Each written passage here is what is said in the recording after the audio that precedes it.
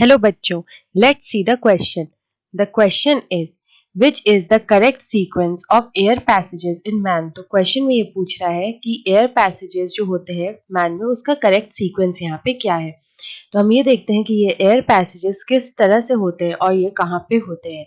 तो सबसे पहले हम बात करते हैं यहाँ पे मैमल्स में जो रेस्पिरेटरी ट्रैक्ट होता है। हमारे बॉडी में एक रेस्पिरेटरी ट्रैक्ट होता है जिसका एक प्रॉपर सीक्वेंस होता है। ये जो रेस्पिरेटरी ट्रैक्ट होता है मैमल्स में, ये एक पार्ट होता है ऑफ रेस्पिरेटरी सिस्टम। ये एक रेस्पिरेटरी सिस्टम का ही पार्ट होता है which is involve in the process of respiration. Respiration का प्रोसेस जो होता है वो इसी के थ्रू होता है इन मैमल्स। उसके बाद अगर हम देखें कि ये जो रेस्पिरेटरी ट्रैक्ट होता है इसके इनर लाइनिंग का जो फॉर्मेशन होता है वो होता है रेस्पिरेटरी म्यूकोसा से। इसको रेस्पिरेटरी म्यूकोसा बोलते हैं या फिर इसी को हम लोग रेस्पिरेटरी एपिथेलियम भी बोल सकते हैं। It is also called respiratory epithelium. तो हमारे बॉडी में जो एयर एंटर करता है वो होता है through nose. The air enters our body through nose. तो यहाँ पे सबसे पहले आता है एक्सटर्नल नॉस्ट्रल।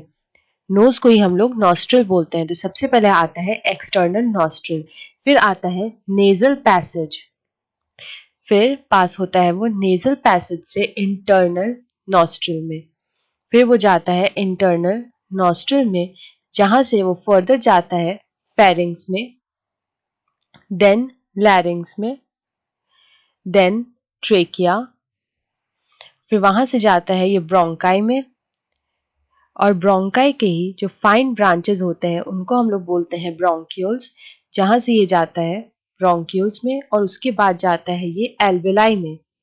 एल्वेलाई जो होता है वो एक सैक लाइक स्ट्रक्चर होता है and alveoli is mainly responsible for gaseous exchange. It is responsible for gaseous exchange.